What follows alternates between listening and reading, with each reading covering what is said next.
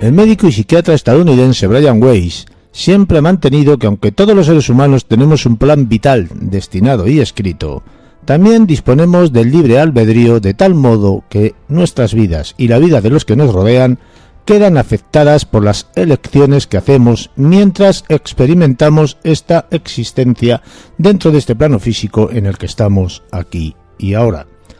Destino y libre albedrío coexisten e interactúan mutuamente, constantemente, sin estorbarse, ya que se complementan dentro del círculo de la vida.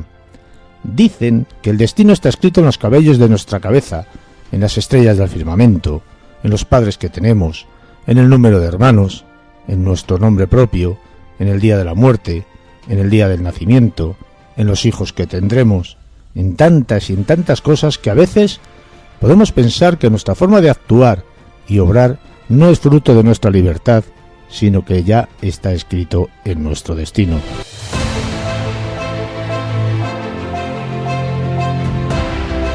Buenas noches y bienvenido, José Carlos. ¿Cómo andamos hoy? Muy bien, muy bien. ¿Y tú, Juan Carlos, qué tal? Yo también como tú, como siempre. Aunque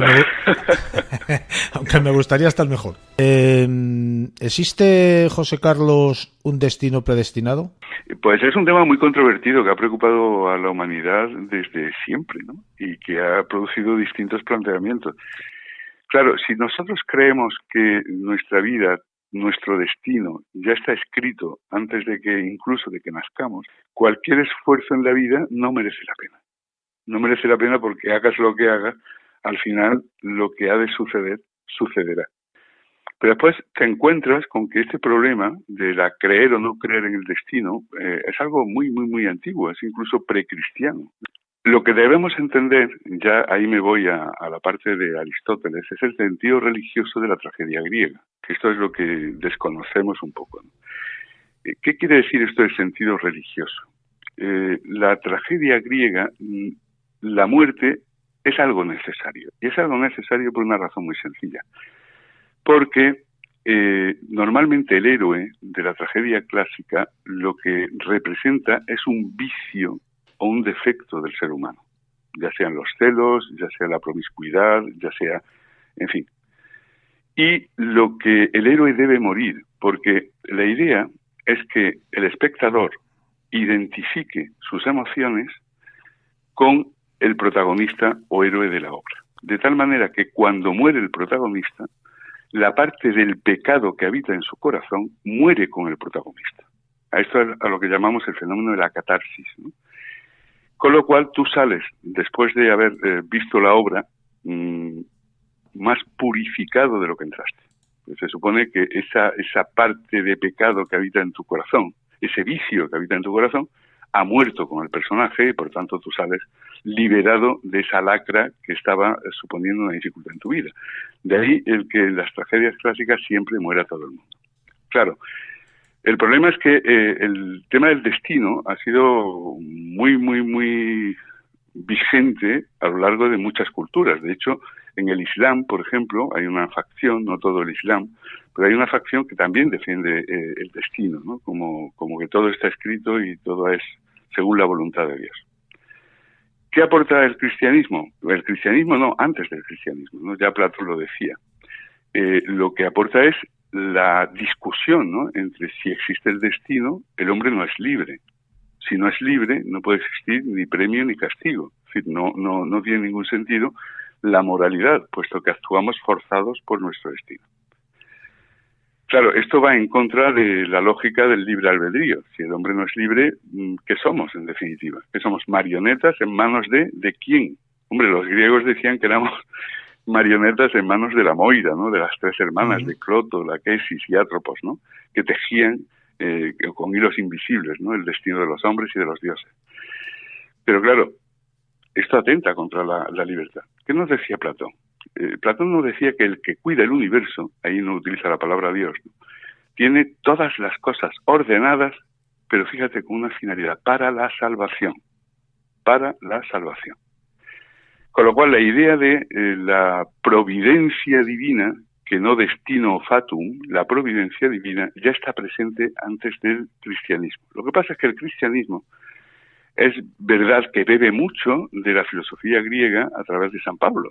Entonces, de alguna manera, vamos absorbiendo, ¿no?, esta mentalidad, y efectivamente esta idea de Platón es la que va a ser recogida por filósofos y por teólogos, ¿no?, y es la que nos llega a nosotros, ¿no?, la providencia divina. ¿Qué diferencia hay? Pues digamos que el destino es ciego, ¿no? No distingue entre el bien y el mal. A ti te ha caído esto en suerte y al final te vas a tirar por la peña. Hagas lo que hagas y por muy noble que tengas tus sentimientos, ¿no? El héroe antiguo ignora el sentido que tiene la acción que él produce, por tanto no es culpable de sus actos, ¿no? Esta es la gran diferencia. En cambio, si tú sí eres libre de tus actos, y esta es la divina providencia, sí que eres merecedor o acreedor de un premio o de un castigo. Y ahí nos vamos ya a la trascendencia de la vida eterna, el concepto de cielo e infierno, que se puede dibujar de muchas formas. Cuando nosotros hablamos del karma, ¿no?, y del hinduismo, sabes que es una religión que cree en la reencarnación. Bueno, pues en el karma también existe un premio y un castigo, de tal manera que si tú has sido bueno en la vida, tu próxima reencarnación va a ser en un ser superior, ¿no? Pero si por el contrario no has sido bueno, es decir, la vida que has vivido no te ha ayudado al perfeccionamiento espiritual, tu próxima reencarnación va a ser en un ser inferior. De tal manera que ganes la lección de humildad necesaria para que vaya purificándose tu alma a través de las distintas reencarnaciones hasta alcanzar el nivel de pureza necesario que te permita la unión con la divinidad. Y fíjate que es muy curioso porque en esto coinciden las religiones, ¿no? Cuando hablamos de, oye, ¿qué es el cielo? Pues el cielo es el contacto y la fusión con Dios creador, ¿no?, en la contemplación permanente. Entonces yo creo que estamos hablando de esta energía de que tantas veces hemos hablado, ¿no?, que por fin se libera de la materia del cuerpo y es capaz de presentarse ante la energía primigenia que decía Berroet y, digamos, sintonizar con ella en una misma vibración de pureza. Fíjate qué cosa más interesante. Claro, ¿dónde nos quedamos? Yo creo que la percepción cristiana es muy interesante, pero claro, nos presenta otro problema que grandes teólogos como Santo Tomás se han planteado, ¿no? Y incluso Averroes, mi paisano, ¿no?, también se planteó. Si Dios es omnisciente, lo sabe, ¿cuál va a ser la decisión que nosotros tomemos, ¿no? En cuyo caso, si Él ya sabe la decisión que vamos a tomar, ya no somos libres al tomar la decisión. ¿O cómo se come eso? Vamos a ver. Supuestamente nos hizo libres. Supuestamente nos hizo a su imagen y semejanza, y la clave del ser humano como ser humano es su libertad, correcto. Pero claro, si él lo sabe, a mí me pusieron un ejemplo que yo quiero compartir con todos nuestros oyentes, que me resultó muy clarificador, ¿no? Tú imagínate que por H o por B no pudiste ver el debate que hubo el otro día en relación a las elecciones que estamos teniendo, ¿no? ¿Qué haces? Bueno, pues yo te voy a ser sincero, no es que no lo pudiera ver, es que no quise. Ni yo tampoco, pero bueno, te imagínate que por H o por B... Que es que para que me mientan 4, que me mienta ninguno. Bueno, y que encima, bueno, hay una frase muy buena, de Jardiel Poncela, en una obra que se llama Amor se escribe sin H, o no con H, perdón, se llama la obra, sí, donde el diablo va deambulando por el mundo, loco perdido, intentando, digamos, sobornar armas, ¿no?, llevarse almas consigo, ¿no? Y llega uno que el hombre lo tienta con todos los pecados, pero el hombre no se deja arrastrar por el diablo, ¿no? Y al final el diablo, después de intentarlo todo, los 7 pecados capitales, y que el hombre no cedía a vender su alma, pues entra como en un estado de depresión, ¿no?, el diablo, después compungido porque no consigue su objetivo, ¿no? Y el hombre empieza a consolar al diablo. El hombre, no te pongas así, pero si tú eres muy viejo y tú ya, en fin, te has llevado muchas almas, no tienes por qué ponerte así. Y dice, tú eres el padre creador de la mentira, ¿eh? Y entonces le dice el diablo, ¿cómo voy a competir en un mundo si, de verdad, yo soy el creador de la mentira, pero vosotros inventasteis la publicidad y después la televisión? Bueno, después Juan Carlos, es que hay un programa, imagínate un partido de fútbol, no vamos a hablar ahora de política, y tú tienes interés en verlo, pero por circunstancias no puedes. Y programas la grabación del partido. ¿De acuerdo? Uh-huh. Después llegas a tu casa y ves el partido. Tú ya sabes el resultado, porque ya ha pasado. Pero esto no quiere decir que en el momento en que los jugadores estaban jugando en el partido, no fueran libres de realizar las acciones que estaban haciendo. Nosotros hemos hablado del doble cuántico y hemos hablado de esa energía que una vez liberada del cuerpo, con todo el tema este que estoy hablando ahora de meras especulaciones, no estoy sentando cátedra, ¿no? Uh-huh. Pero suponiendo que esto existiera y que la energía cuántica apuntara en esta dirección y existiera este doble, que a veces podríamos incluso identificar con este ángel de la guarda, ¿no?, de la tradición clásica, este doble podría viajar en el tiempo porque el espacio y el tiempo no existen en esta dimensión, ¿no? Y evidentemente sería capaz de ver el futuro porque se traslada en el tiempo. Pero precisamente ahí es donde está el concepto de la providencia. La providencia consiste en poner en nuestro camino dificultades para evitar, porque el objetivo, como decía Platón, era conducirnos a la salvación. Nosotros vamos a conducirnos hacia la perfección o hacia sacar el potencial mejor que llevamos dentro para alcanzar el nivel más alto de perfección en esta vida que estamos viviendo. Y para eso no solo hace falta bonanza, también hace falta el sufrimiento y el superar determinadas dificultades que nos ayuden a mejorar, a pulir, ¿no?, lo que son nuestras tentaciones, digámoslo en plata, ¿no? De tal manera que vayamos poco a poco siendo seres más iluminados o más perfectos en la vida. Pero claro, para esto también es necesario el sufrimiento.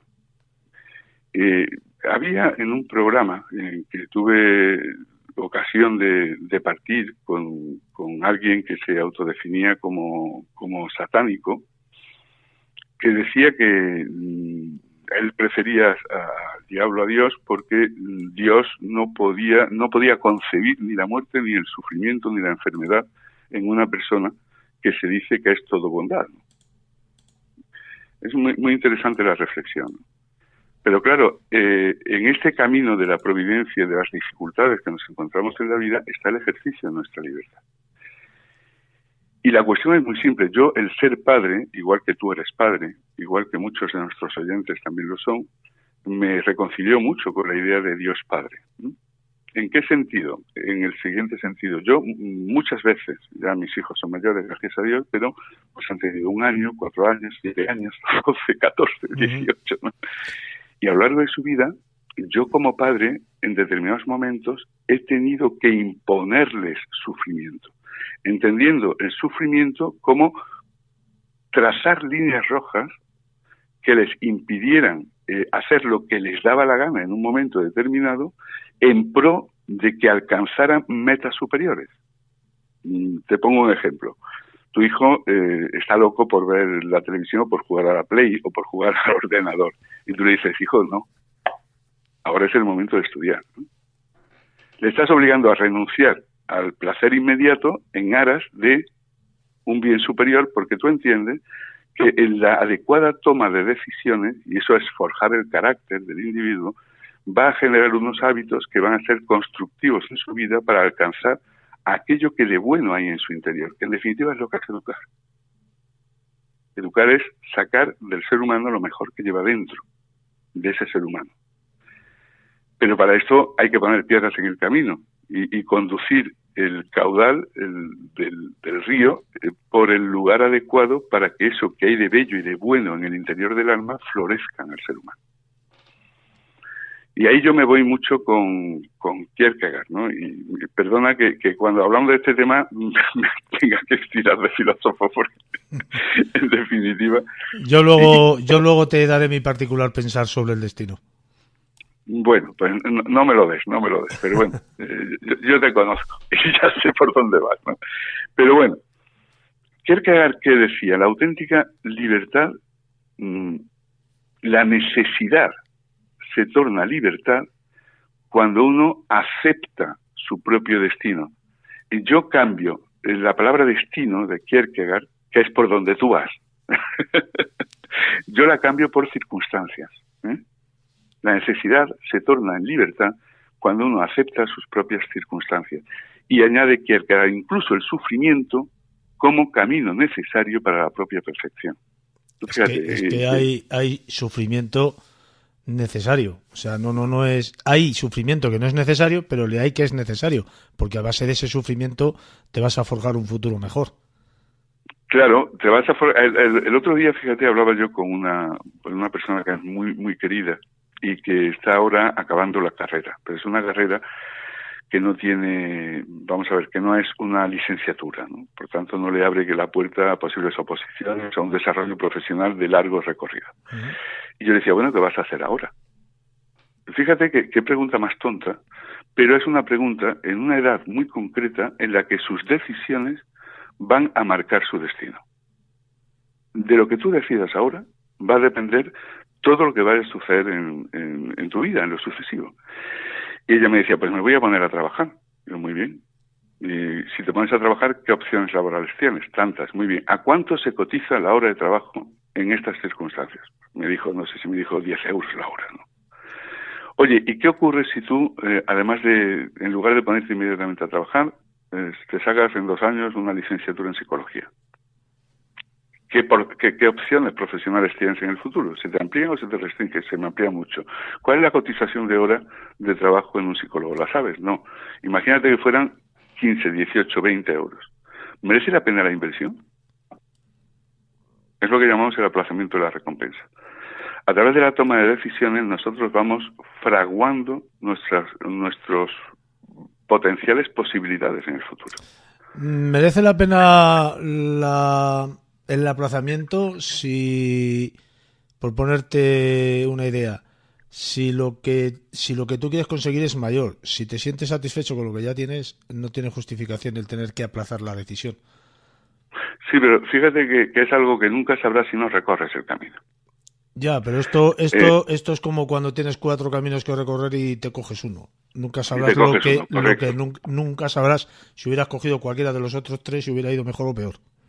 Correcto, y ahí es donde volvemos a Kierkegaard. La libertad y, por tanto, el camino a la felicidad está en aceptar, cuando uno acepta, en lugar de estar pensando continuamente que hubiera pasado sí, y no, estas son las hebras que tengo y con estas tengo que tejer, ¿no? Y a partir de ahí tú aceptas en libertad tus circunstancias y a partir de ahí construyes. Lo que sí me preocupa mucho... ¿Y si esa decisión, José Carlos, ya estuviera predestinada? Entonces quiere decir que el camino que has de recorrer es necesario para tu perfección. Es necesario. Y si esa decisión que hemos hablado... Perdóname un momento. Si esa decisión en otro mundo paralelo, que ya hemos hablado de realidades paralelas, hubieras tomado en cada una de esas realidades un camino distinto, tú hubieras acabado siendo una persona distinta. Y hubieras vivido y experimentado los 4 caminos desde otra dimensión. Desde otra dimensión, exacto, dentro de un mismo ente espiritual. Sería interesante y ahí entramos en los universos paralelos, ¿no? Pero claro, yo te cuento una anécdota. Yo soy mucho más providencialista en este sentido. Yo me presenté a unas oposiciones, creo que eran las primeras a las que yo me presenté, ¿no? Ya llevaba 4 o 5 años impartiendo clases, tenía un programa, etcétera, etcétera, etcétera. Y estaba preparando la tesis doctoral, ¿no? Estoy hablando de cuando yo era joven y esas cosas, ¿no? Tuve la enorme suerte, porque no me había preparado realmente las oposiciones, iba un poco a probar en qué consistía aquello, pero me salió en el sorteo un tema que yo dominaba y saqué un 7 en aquel examen. Y a mí aquello me infló el corazón. Dije, esto está pan comido, porque ahora lo que me queda es la sesión práctica, yo estoy impartiendo clase, es un sorteo de 3 temas, me salga lo que me salga, es algo que domino, es algo que... Bueno, pues tuve la tremenda mala suerte de que estando impartiendo clase y viendo el 80% del programa con mis alumnos, me salieron 3 temas de los que nunca había tocado, de los que no impartía, con lo cual suspendí las oposiciones. Y aquello a mí me conmovió tremendamente. No entiendo qué sentido tiene el que se me ponga la golosina en la boca para decir, oye, tú esto lo dominas y puedes conseguirlo, para inmediatamente después cortarme el cuello. Pues porque al orgullo hay que ponerle humildad. Muy bien, pero aparte de esto, otra cosa. Dice, bueno, quizás algún día llegue yo a comprender el sentido que tiene lo que ahora me ha ocurrido. Pues sí tenía sentido. Si yo hubiera aprobado en aquel momento, pues hubiera pecado probablemente, como tú muy bien dices, de orgullo, pues yo iba con una trayectoria universitaria muy, muy brillante, tenía vocación de ser profesor universitario, etcétera, etcétera. Estaba preparando la tesis doctoral. Si yo hubiera aprobado en ese momento, yo jamás hubiera acabado la tesis doctoral. El suspender en ese momento, aprobé las oposiciones 2-3 años más tarde, me permitió finalizar mi tesis doctoral y tener mis oposiciones. Y no solo eso, sino además tener 2 hijos y el proyecto de futuro, ¿no? Y llegar a donde estás hoy en día, ¿no? Claro, pero además ese forjarte frente a las dificultades y perseverar en un camino en el que tú crees que está tu línea, tu destino, tu vocación, ¿no? Y esto es lo que te forja el carácter, ¿no? Y yo creo que estas dificultades que se nos presentan son necesarias y siempre somos libres. Lo que ocurre es que fíjate que confundimos mucho hoy día, y esto sí que lo quiero dejar claro en el programa, libertad con disponibilidad. Y la libertad es una paradoja, en tanto en cuanto no existe si no la ejercemos. A mí, cuando yo digo soy casado, me dicen, entonces no eres libre. Digo, no, perdona, soy casado en el ejercicio de mi libertad. Porque fue una decisión que yo tomé siendo libre. Y por tanto estoy viviendo las consecuencias de mi libertad. Lamentablemente hay mucha gente que no tiene esa libertad, ¿eh? Bueno. No lo digo por mí, porque yo no estoy ni casado. Volvemos a Kierkegaard, ¿no? Volvemos a Kierkegaard en el sentido de que uno es libre cuando acepta sus circunstancias, claro, para construir sobre ellas un destino, ¿no? Fíjate, José Carlos, hablando de las oposiciones, yo me acuerdo que me presenté para el juzgado de Palencia. Y claro, en aquel momento pues íbamos con los lapiceritos, tal, el número no sé qué, no recuerdo muy bien. Y claro, pues todos ahí estudiando, todos preparando todo. Te estoy hablando de cuando yo era casi tan joven como tú cuando hiciste las primeras. Y aparece una señorita, una chica, una jovencita, de muy bien ver, valga el dicho ahora, que no viene al caso, pero bueno. Y yo voy a firmar y yo me voy a ir. ¿Y a qué vienes? No, yo es que ya he aprobado. Y efectivamente, hicimos el examen. Cuando nos dieron los resultados, la chica que había firmado el examen y se había alargado estaba aprobada. Estaba la número 1, no aprobada. Yo estaba entre los 10 primeros, pero la chica que no había hecho el examen era la número 1.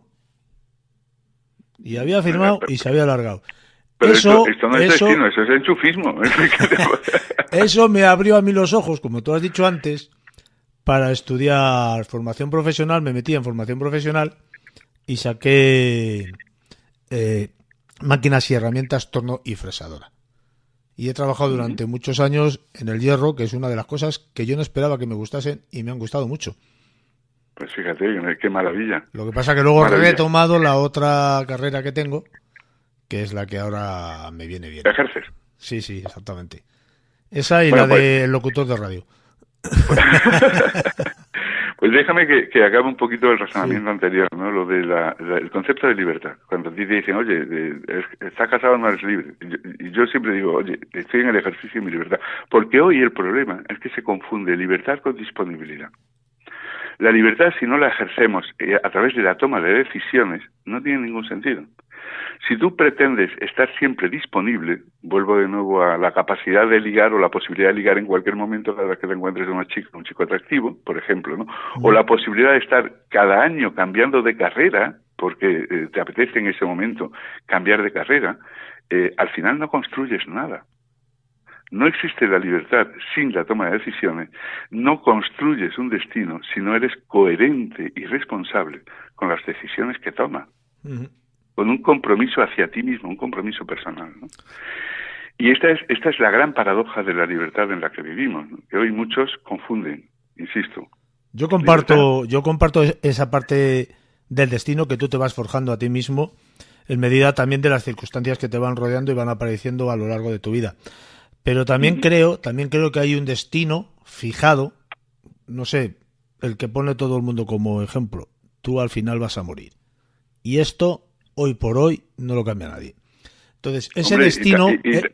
Y también si dejas caer una piedra, cae por su propio peso, porque existe algo que se llama la ley de la gravedad. Quiero decir, eso no es destino. Estos son unas leyes físicas que gobiernan el universo. No deja de ser un destino que gobierna tu vida. Y tú te vas forjando tu camino en relación a tu destino. Por supuesto. Fíjate, pero es una cosa muy interesante lo que acabas de decir. Es cierto que todos vamos a morir, igual que todos estamos viviendo. Lo que nos diferencia unos de otros va a ser cómo enfrentemos el momento de la muerte y cómo estamos viviendo nuestra vida. Eso es lo que nos diferencia. Y en ese sentido, yo establecí la diferencia entre vivir y ser vivido. Vivir es quien vive de forma consciente de las decisiones que toma, asumiendo su responsabilidad, buscando, pues, el bien propio y el bien común. Vale, este es quien vive, es decir, quien es consciente de su realidad.